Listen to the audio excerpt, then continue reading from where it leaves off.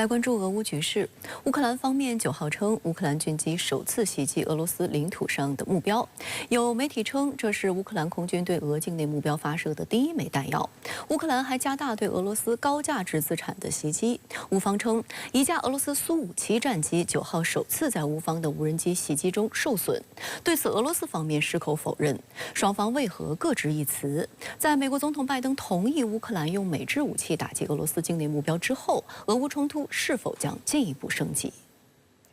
乌克兰方面9号称，乌克兰军机首次袭击俄罗斯领土上的目标。这次袭击是针对俄军在别尔哥罗德地区的一个指挥所，该地区9号曾3次发布空袭警报。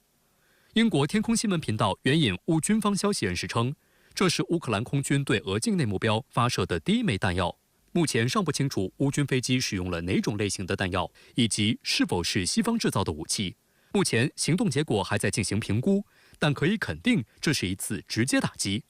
报道还称，此前乌克兰一直使用无人机对俄境内目标发动袭击，此次使用战机进行直接攻击，可能被俄方视为态势升级。不管是从作战的方式以及作战的这种边界，都已打破了前期俄乌冲突所设定的这样的一个方式。那么整个的这种战事的这种烈度也会逐渐的升级。俄方也肯定会采取这种同等的报复的方式。那一方面是对乌克兰重要的城市，包括基辅在内进行这种战斗机的这样的一个打击，包括这样的一个基础设施，也包括乌方境内的这样的一个重要这种官邸进行打击。除了使用战机袭击俄境内目标外，乌克兰还声称攻击了俄罗斯最先进的苏57战机。乌克兰国防部情报总局9号在官网发布消息称，一架俄罗斯苏57战机首次在乌方的袭击中受损。乌国防部情报总局称，卫星照片显示，一架停在俄罗斯阿斯特拉罕州阿赫图宾斯克机场的苏57战机8号在乌方发动的袭击中受损。该机场距俄乌冲突前线580多公里。乌方说，这架战机7号还完好无损，但8号的卫星照片显示，爆炸造成战机受损，而且飞机附近有起火痕迹。俄罗斯方面熟悉特别军事行动的消息人士表示，这架飞机并没有受损。俄方消息人士表示，乌克兰武装部队8号晚确实试图用3架攻击型无人机袭击阿赫图宾斯克军用机场，但是所有无人机均被防空火力摧毁。其中1架无人机在空中解体，其部件掉落在停机坪上，因此造成了卫星图像上的痕迹。俄方称，机场地面和机组人员无人受伤，技术人员也未发现飞机受损的情况。根据美国外交政策研究所的数据，苏57的价格估计在3500万至5400万美元之间，因此，也有俄罗斯军事博主提醒军方，应该建造专用机库来保护苏57。虽然俄方否认苏57受损，但该消息还是让美西方媒体欢欣鼓舞。美国有线电视新闻网报道称，如果乌克兰无人机袭击俄罗斯境内的报道属实，这标志着乌克兰的低成本无人机在摧毁俄罗斯高价值资产方面的又一次成功。这次袭击还给俄罗斯带来了新的担忧，也就是如何保护远离战场的基地。苏57是俄罗斯首款自主设计并制造的第5代隐形战斗机，也是俄军现役最先进战机。这款单座双发隐形多功能重型战斗机具备起降距离短、超机动性、超音速巡航等特点，可有效与第5代隐身战斗机争夺战场制空权。然而，苏57的发动机喷口裸露，尾部隐身设计不足。不少传感器和开口外露，机身舱盖等细节未进行处理或处理较为粗糙，也使其隐身性能一直被外界诟病。为了防止被美西方窃取机密，苏57战机信息鲜少对外披露，外界至今不掌握俄罗斯空军服役苏57的确切数量。飞行国际杂志2024年世界空军目录列出了14架俄军的现役苏57，另有62架正在订购中。2022年6月。俄军曾在对乌军事行动中一次出动4架苏57，并通过统一联网的方式组队猎杀乌军防空系统。为了扭转俄罗斯的空中优势，乌克兰正急切等待着西方盟友提供的首批 F-16战机的到来。美国新闻周刊分析认为，虽然 F-16可以丰富乌克兰的防卫能力，增强可靠性，但苏57先进的隐身能力构成强大的挑战。据国家利益双月刊报道，属于第5代战斗机的苏57可与地面雷达同步行动，使其对阵第4代战斗机时具有先手优势。可以看出，整个双方在苏57以及在后续的过程当中 ，F-16进入到俄乌战场上，以这一段空档时机，那双方都会针对这种先进战机做相关的情报战和这个信息战的前期的铺垫。面对乌克兰近期在哈尔科夫战场的颓势，美西方正加大援助力度，除了放宽武器使用范围，还准备提供更多资金援助。美国总统拜登9号表示，他已与法国总统马克龙就利用被冻结的俄罗斯资产帮助乌克兰问题达成共识。美国有线电视新闻网称，美国官员正在与时间赛跑，以推进一项协议。该协议将利用被冻结的俄罗斯资产的收益，向乌克兰提供约500亿美元贷款。这是拜登本周在意大利与7国集团领导人会晤前的首要任务。不过，据消息人士透露，7国集团尚未就此达成最终共识。欧盟理事会5月21号通过系列法案，批准将被冻结的俄罗斯资产在欧盟中央证券存管机构产生的净收益用于向乌克兰进一步提供军事援助，支持乌国防工业能力和重建需求。就此，俄罗斯副外长格鲁什科曾警告说，如果欧盟这样做，将搬起石头砸自己的脚，破坏现代金融体系，损害欧洲乃至整个西方的信用。此外，乌克兰加入欧盟也即将开启谈判。乌克兰总理什梅加尔7号表示，欧盟委员会支持启动乌克兰加入欧盟的谈判。乌方预计谈判将于本月开始。乌克兰政府8号又发布消息称，乌克兰和欧盟就安全保障协议举行了新一轮谈判，标志着乌克兰与欧盟朝着缔结安全保障协议又迈进了一步。在乌克兰入盟问题上，欧盟内部仍然面临着比较复杂的博弈。从7月1号开始，匈牙利将接任欧盟轮值主席国。从此前的表态来看，匈牙利在轮值期间会着力推动欧盟扩张，但是优先方向是西巴尔干国家，而不是乌克兰。在乌克兰入盟问题上，匈牙利一直持强烈的保留态度。此外，最终乌克兰的入盟谈判要和欧盟各个成员国进行，有一个成员国不同意，乌克兰入盟问题就得不到解决。如果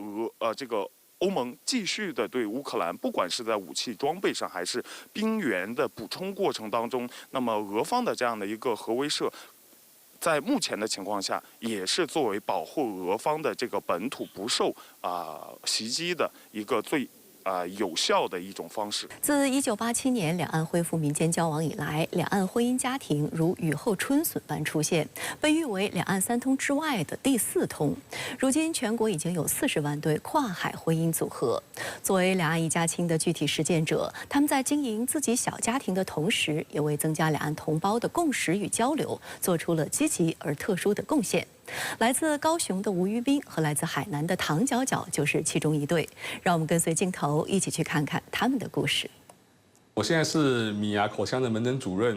然后我们这边是致力于就是我们儿童还有亲子口腔。我是唐皎皎，在深圳做律师。与其说这是一对台湾人和大陆人的组合，不如说这是2个新深圳人组成的家庭。吴于斌来自台湾高雄，从他的口音不难听出是一名土生土长的闽南人。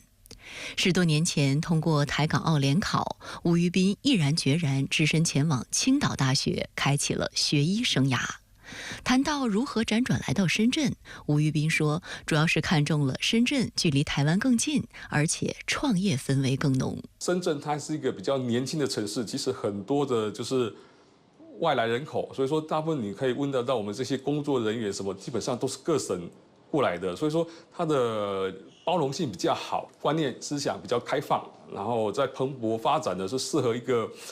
很多年轻创业者的一个新的机遇还有机会。所以说我后来决定在深圳这边生根落地。在吴于斌看来，深圳人最不缺的就是热情。在深圳这个时刻都在搞钱的城市，谈恋爱约会也不例外。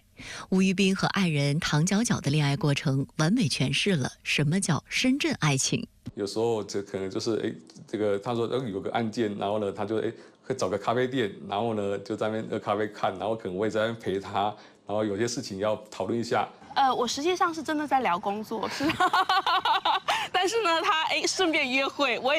也没有拒绝，因为你不能仅聊工作，是不是？但我实际上呢是希望从他这边得到专业的意见的，只是我没有想到他想法比较多。唐皎皎是一名90后，天津医科大学医学法学双学士。在遇到吴玉斌前，唐皎皎已经是一名事业有成的律师。同样在医疗圈摸爬滚打，也让夫妻俩有了更多共同话题。我们认识说我们在深圳工作也一段时间了，也有好几年了。这个城市呢，给了我很多的机会。所以说我非常喜欢这个城市，包括它的气候，还有包括在这里的包容性，我都非常的喜欢。这也是我们在选择在这里安家的一个主要的原因。我想去游泳嘞。那你跟妈妈说啊，待会见到妈妈，你跟妈妈说你想干嘛，想去游泳啊。2020年，夫妻俩在深圳拥有了爱情的结晶，因为还在创业期间，对女儿仍然觉得亏欠。和大多数深圳父母一样，现在唐皎皎和吴玉斌只要有时间就尽可能陪孩子。唐皎皎认为，两岸的夫妻组合给家庭、给孩子都提供了更多视角。就是爸爸是哪里人呢？是台湾人。确实我们两个工作都非常忙，但是在这种忙碌当中呢，我几乎会确保，只要我周末不出差的情况之下，我都一定会带他出去。就两岸的不同的东西，反而能够对于我们的生活也好，对于孩子的教育也好，我觉得它能够更完整的让我们去看待如何去把我们的生活过得更好，如何去把孩子教育得更好，让他有更多的机会接触不同的地方的一些文化风情哦，可能说会比这个单纯在内地可能稍微有些不一样哦。但是呢，我觉得因为本身呢都是同根同源的，所以说可能呢，差异也不是说会太大。随着越来越多的惠台政策出台，吴玉斌表示，他现在拿着台胞证在深圳办事早已畅通无阻，无论是结婚登记、注册公司，还是购买火车票等，和大陆居民已经没有太大的分别。反观岛内，由于民进党当局对大陆居民赴台设置重重阻碍，目前两岸交流仍存在不对等的现象。去台湾的话，现在因为现在我老婆还是一个这个居留证，然后可能说每年要去重新再签一次，可能就不像是我例如说一般的夫妻，反正内地的夫妻基本上往来没有什么限制。数据显示，2021年至2023年期间，有437对两岸夫妻在深圳登记结婚。用小家撬动大家，唐皎皎和吴玉斌将继续在深圳书写两岸一家亲的故事。吴玉斌也希望有更多的台湾年轻人能来到大陆，来到深圳，和他一样，在这里捕捉到爱和事业的更多机会。建议年轻人都要先看看，至少你可以了解说，大陆这边的发展情况怎么样，跟台湾比起来，你自己心里有数。这个资讯相对于说，没有像你自己亲眼看到的那么全面。在这中国大陆这个高度发展的情况下，其实我觉得它是一个很好的一个新的一个开创事业的地方。